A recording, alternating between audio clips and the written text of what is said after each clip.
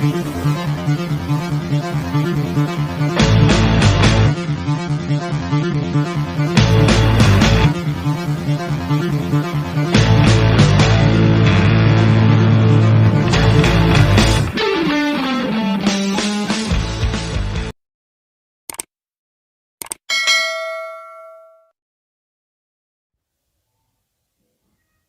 मित्रों, अपने चैनल में सभी श्रोताओं का स्वागत करता हूं। मित्रों, इस अंक में प्रस्तुत कर रहा हूं एक जीवन से बहुत जुड़े हुए विषय पर कहानी, जो हम सभी के साथ दैनिक जीवन में घटित होती है। कहानी का शीर्षक है प्यास, जिसके कहानीकार अशोक सक्सेना जी, भरतपुर से। यह कहानी मुझे समाचार पत्र के साप्ताहिक पत्रिका के माध्यम से प्राप्त हुई है। पढ़ने के बाद बहुत अच्छी लगी। मन किया कि आपसे साझा करूं। जीवन में बहुत उपयोगी सिद्ध होने वाले विषय पर कहानी है प्यास।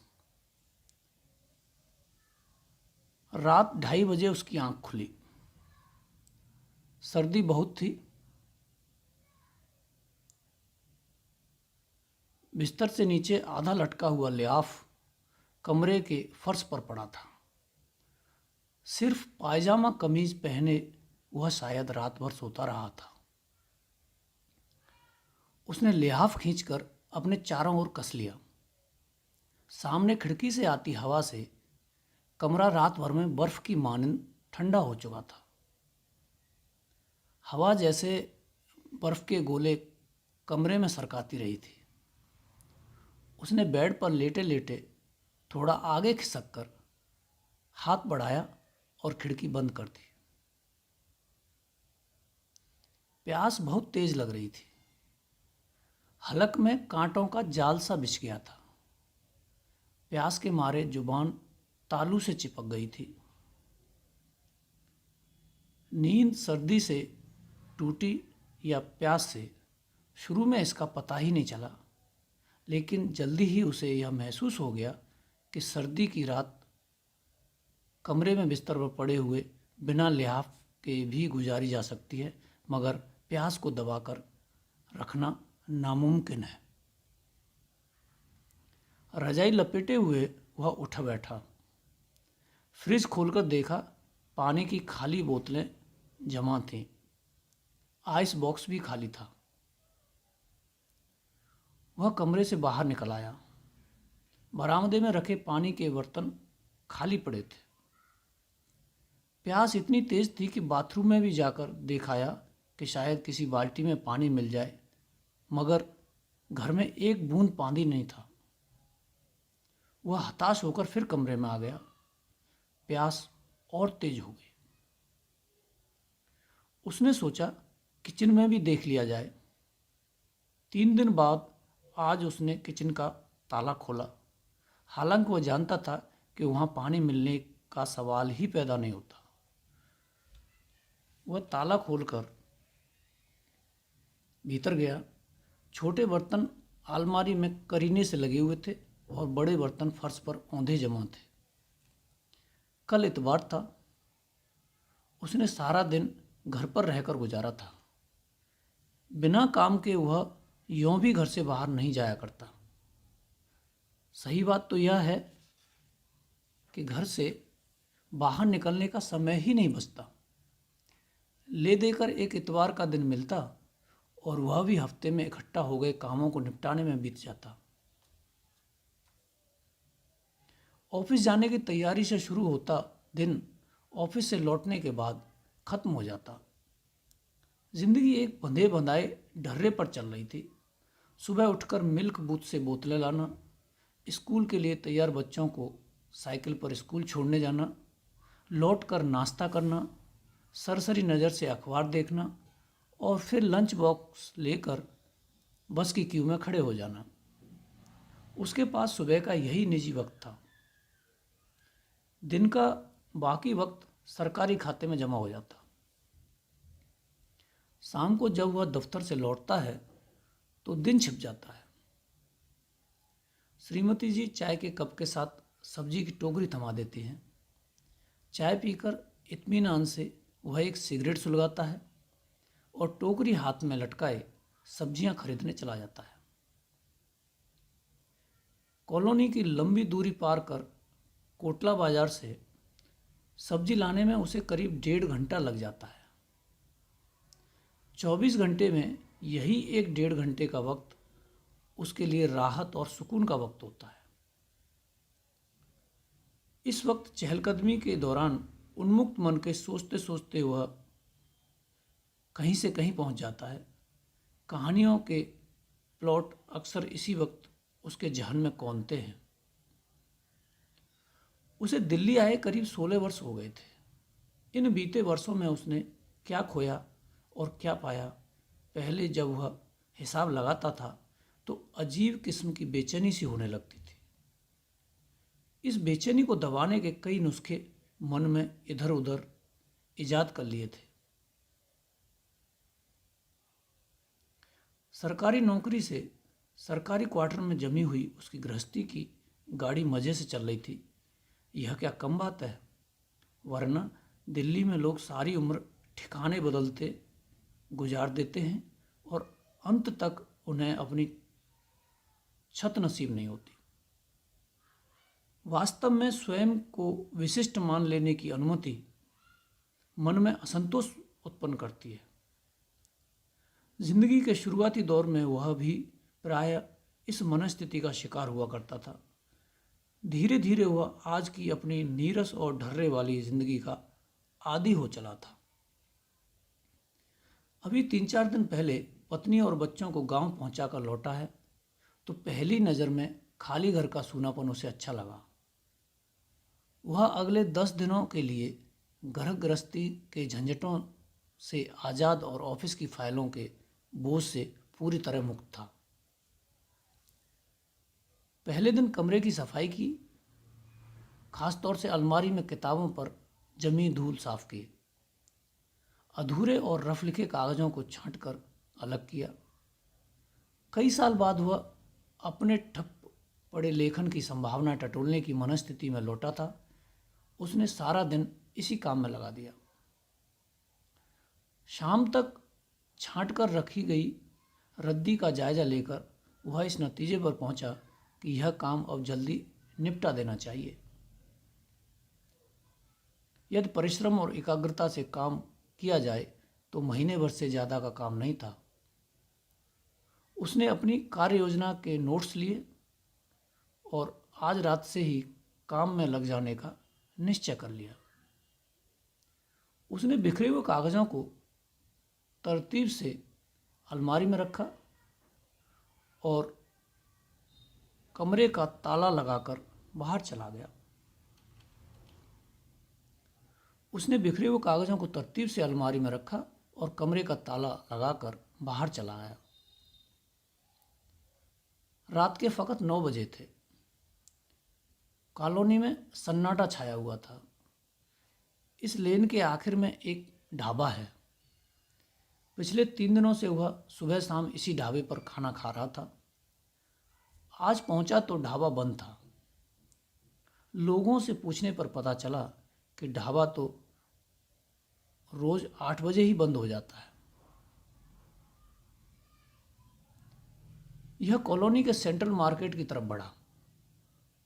यहाँ भी ज़्यादातर दुकानें बंद हो चुकी थीं। ढाबा इस मार्केट में नहीं है, अलबत्ता खाने पीने की चीज़ें यहाँ मिल जाती हैं। जब उसने दिल्ली में ज्वाइन किया था, इस कॉलोनी के सामने सड़क का ट्रैफिक आधी रात तक नहीं थमता था। 9-10 बजे सेंट्रल मार्केट जगमगा रहा होता। कॉलोनी में लोगों की आवाजाही देर रात तक बनी रहती थी। पिछले कुछ वर्षों से हालात बदल गए थे। दिल्ली की ज़िंदगी को ग्रहण लग गया था। लोग शाम होते ही घरों में घुस जाते। अभी पिछले महीने इसी कॉलोनी में एक भयानक हादसा होकर चुका है। एक विवाह उत्सव में इकट्ठा हुए मेहमानों पर अंधाधुंध की गई फायरिंग से कई लोग मारे गए थे। पल भर में जश्न का माहौल मातम में बदल गया था। राजधानी में पिछले कुछ सालों से आए दिन बढ़ रही ऐसी ही भयावह घटनाओं के कारण एक अजीब त्रासद स्थिति पैदा हो गई थी। इस तरह भय और आत्मविश्वास का वातावरण था। सरकार की ओर से जारी की गई हिदायतों ने लोगों को और ज़्यादा भयभीत कर दिया था। भीड़ भाड़ वाली जगहों पर न जाएं, बस में सफ़र करने से पहले सीट वगैरह के नीचे नज़र अवश्य डालें, सार्वजनिक स्थानों पर जाते समय सतर्क रहें, किसी अनजानी या अपरिचित वस्तु को न छुएं, आस पड़ोस में नए आकर बसे अनजान या संदिग्ध व्यक्ति के बारे में पुलिस को तुरंत सूचना दें। ये कुछ खास हिदायतें थीं सरकार की। दिल्ली की तेज़ रफ्तार ज़िंदगी में यह भला कहाँ मुमकिन है कि लोग भीड़ भाड़ वाली जगहों पर न जाएं या बसों में सफ़र करना छोड़ दें। रहा सवाल किसी अजनबी के बारे में पुलिस को सूचित करने का, तो पहली बात तो यही है कि यहाँ वर्षों से एक कॉलोनी में, एक ब्लॉक के एक ही स्क्वायर में रहने वाले लोग भी एक दूसरे के लिए प्राय अजनबी होते हैं। और फिर अजनबी लोगों को भीड़ में यदि किसी अजनबी पर शक किया जाए तो पुलिस को सूचना देकर दुतरफा जोखिम कौन उठाए। डरे डरे से लोग सहमी सहमी सी जिंदगी जी रहे हैं। जिंदगी के खिलंदड़ेपन का स्थान खौफजदा माहौल ने ले लिया है। बावजूद इसके ज़िंदगी अपनी रफ्तार से दौड़ रही है। सेंट्रल मार्केट से विस्की का पाउच और तली हुई मछलियां लेकर वह करीब 10 बजे घर पहुंचा। इत्मीनान से कपड़े बदले और जम गया। प्लेट और गिलास कमरे में रखे थे। उसने ब्रेड और फिश प्लेट में डाल लिए, फ्रीज खोलकर पानी की बोतल निकाली और अब विस्की का गिलास उसके हाथ में था। वर्षों बाद वह इत्मीनान और तसल्ली से शगल कर रहा था। उसने अलमारी से डायरी निकाली। थोड़ी देर पहले लिए गए नोट्स पर सोचते हुए वह खुद से रूबरू होने लगा। विस्की का सरूर छाने लगा था।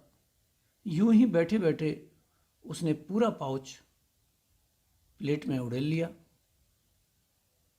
पेट में उड़ेल लिया और फिर पता नहीं कब उसकी आंख लग गई और अब 2:30 बजे आंख खुली तो लगा प्यास के मारे चटक रहा था। प्यास को बर्दाश्त करना काबू से बाहर हो चला था। वह बिस्तर छोड़कर उठ खड़ा हुआ। पैंट शर्ट पहनकर ऊपर से कंबल लपेटा और कमरे की कुंडी लगाकर बाहर निकल आया। बगल वाला फ्लैट कई दिनों से बंद पड़ा था। दरवाजे पर अलीगढ़ी ताला लगा हुआ था। मिन्नी 40 साल की उम्र में ब्याह रचाकर हनीमून मनाने बंगलोर गया हुआ था। जाते समय फ्लैट की चाबियां उसे थमा गया जो ड्रेसिंग टेबल की दराज में पड़ी थी। उसने सोचा मिन्नी का फ्लैट खोलकर देखा जाए, मगर यह मूर्खतापूर्ण विचार उसने त्याग दिया। हफ्ता भर से ज़्यादा हो गया था उन दोनों को गए हुए और बंगलोर जाने से पहले वे लोग 2-3 दिन शाहदरा अपने घर रहकर आए थे। 10 दिनों में बंद पड़े किसी घर में पानी कहाँ मिलेगा। वह सीढ़ियों से नीचे उतर आया। बाहर गजब का कोहरा था। हाथ को हाथ नहीं सूझता था। अंधेरे सन्नाटे में अपने क्वार्टर से नीचे वह थोड़ी देर किसी अजनबी व्यक्ति की तरह खड़ा रहा। स्क्वायर में दोनों तरफ बने क्वार्टर्स के सामने 10 फुट का लॉन था। ग्राउंड फ्लोर वालों के लिए यह वह लॉन है जब ऊपर की मंजिल के लिए एक हिस्से में बालकनी आती है। जब से हालात बिगड़े हैं, लोग लॉन के बाहर वाले गेट का भीतर से ताला लगाने लगे थे। घने कोहरे के कारण क्वार्टर्स की पहचान मुश्किल हो गई थी। बाहर लगे नाइट बल्ब अत्यंत धुंधले प्रकाश बिंदु दिखाई दे रहे थे।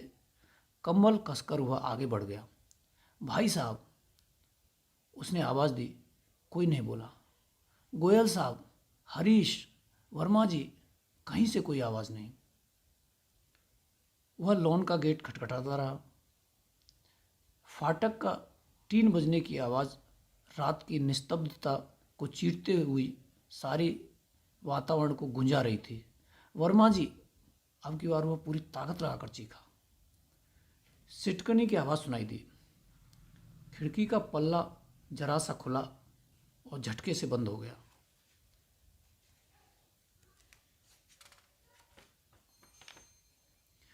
इसके साथ ही किसी औरत की हल्की चीख सुनाई दी।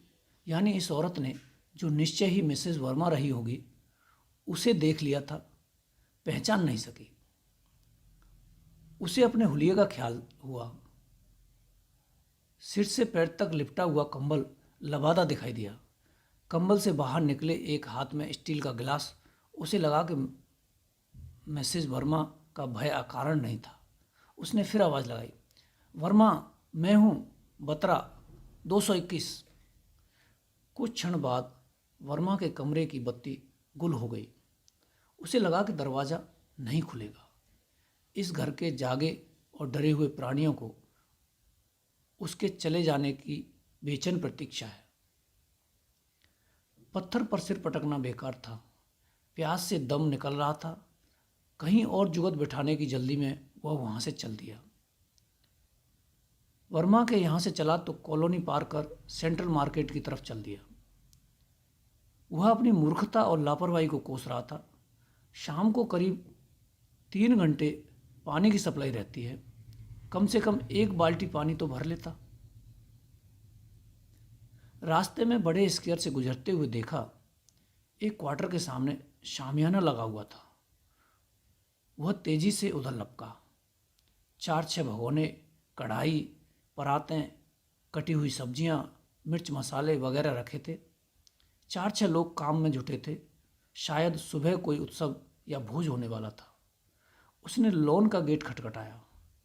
इससे पहले कुछ कहता, किसी ने कढ़ाई में उबलता पानी बाल्टी में भरकर उसकी तरफ उछाल दिया। वह बाल बाल बचा। वहाँ भगदड़ मच गई थी। अब की बार उन्होंने पत्थर फेंकने शुरू कर दिए। कुछ कहने सुनने का समय नहीं था। वह जान बचाकर भागा। दोनों हाथों से कंबल लपेटे हुआ स्क्वायर से दूर निकल आया। फेंके गए पत्थर के कोयलों में से एक उसके सिर पर लगा था, जिससे उसका माथा बुरी तरह भन्ना गया था। वह बुरी तरह हाँफ रहा था। अभी तक होशो हवास पूरी तरह दुरुस्त थे, मगर अब ज़्यादा देर तक खुद को काबू में रखना उसे असंभव जान पड़ा। जबरदस्त प्यास और निरंतर बढ़ती जा रही घबराहट ने उसकी हालत पतली कर दी। जुबान तालू से चिपककर खुश्क हो गई। पलकें नींद और नशे की खुमारी में झुकी पड़ी रहीं। कई दिनों लगातार जगते रहने से आँखों की जो हालत हो जाती है, वह वैसी ही हालत इस समय उसकी थी। आँखों के पपोटे सूज गए लगते थे और उनमें तेज जलन हो रही थी। वह मेन रोड पर आ गया। वहाँ से सफदरगंज ज़्यादा दूर नहीं है। वह जल्दी से जल्दी वहाँ पहुँचना चाहता था, सिर्फ 2 घूंट पानी के लिए। प्राण बचाने का यही एकमात्र उपाय बचा था। उसने एक बार अपनी संचित शक्ति को समेटा और चल दिया। कुछ दूर चलकर उसके कदम लड़खड़ाने लगे। यह दूरी उसे बहुत लंबी लग रही थी। वह अब लगभग दौड़ने लगा था। जल्दी ही उसकी सांस फूल गई। मेन रोड पर एक बस स्टॉप की शेड में वह पल भर को रुका और वहीं ढह गया। जिंदगी में कभी ऐसा हास्यास्पद, मूर्खतापूर्ण लेकिन जानलेवा हादसा भी पेश होगा, उसने दूर दूर तक इसकी कल्पना नहीं की थी। यहाँ से उठने को उसने पुरजोर कोशिश की, लेकिन इस बार ताकत जवाब दे गई। चारों ओर सिर्फ प्यास ही प्यास थी, जिसने उसके सारे शरीर को अवश कर दिया था। एक चेतना बाकी थी जिस पर अभी तक उसका अधिकार कायम था। क्या यहाँ इसी तरह दम तोड़ना होगा? अजीब बात है। पत्नी और बच्चे क्या सोचेंगे? ऑफिस वाले क्या सोचेंगे? सोचेंगे कि फुटपाथ पर पड़ा हुआ सोचेंगे कि फुटपाथ पर पड़ा पाया गया जरूर किसी साजिश का शिकार हुआ होगा। लोग और ज़्यादा भयभीत मगर चौकन्ने हो जाएंगे। पोस्टमार्टम तो होगा ही। रिपोर्ट बताएगी पेट में विस्की निकली। हो सकता है डॉक्टर लोग अंदाज लगाएं कि दारू पीकर मर गया। पत्नी कहेगी शराब तो वह पीते नहीं थे। और सबसे उलझने वाली बात तो यह है कि लाश बस स्टॉप पर कैसे पाई गई। धत तेरे की, क्या मुसीबत है। उसने सर को झटका दिया। सड़क पर दूर से आती गाड़ी की हेडलाइट चमक उठी। पूरी ताकत लगाकर वह बैठ गया और सड़क के बीचों बीच आकर खड़ा हो गया। मदद लेने का उस समय यही तरीका था। गाड़ी की तेज रोशनी यकायक बंद हो गई। उस वक्त वह कुछ नहीं समझ सका। उसने सोचा था कि थोड़ी दूर पर पेट्रोल पंप है, शायद गाड़ी वहाँ रुकी हो। हालांकि यह उसका बिल्कुल गलत ख्याल था, क्योंकि पेट्रोल पंप खुले रहने का समय रात 11 बजे तक था। अचानक उसे चक्कर आया। वह लड़खड़ा रहा था। इससे पहले कि गिरता उसने संभलने का भरसक प्रयत्न किया। ठीक तभी कुछ लोगों ने उसे थाम लिया। दरअसल उस वक्त उसे ऐसा ही लगा था। वह अब उनकी गिरफ्त में था। उन लोगों ने उसे पूरी तरह दबोच लिया था। गाड़ी की हेडलाइट फिर जल उठी। वह चारों ओर पुलिस से घिरा पड़ा था। वह चारों ओर पुलिस से घिरा खड़ा था। गाड़ी तेज रफ्तार से नज़दीक आती गई। उन्होंने गाड़ी का पिछला गेट खोलकर उसे भीतर पटक दिया। वे सब भी उसी में जमा हो गए। पानी। वह होश गंवाने की स्थिति तक जा पहुंचा था। एक पुलिसमैन ने ढक्कन खोलकर पानी की बोतल उसकी तरफ बढ़ा दी। इस घटना को साल भर से ज़्यादा समय हो गया है। इस बीच पुलिस उसके रिश्तेदारों, सगे संबंधियों, मित्रों व सहकर्मियों की पूरी सूची बनाकर उसके बारे में सारी छानबीन कर चुकी है। कहीं कुछ संदेहास्पद नहीं है, लेकिन रात को 3 बजे बस स्टॉप पर वह किसका इंतजार कर रहा था और क्यों? पुलिस को अभी इस प्रश्न का उत्तर चाहिए। मित्रों, अभी आप सुन रहे थे अशोक सक्सेना जी की लिखी हुई कहानी प्यास। हमसे जुड़े रहने के लिए हमारे चैनल से जुड़े रहें। धन्यवाद।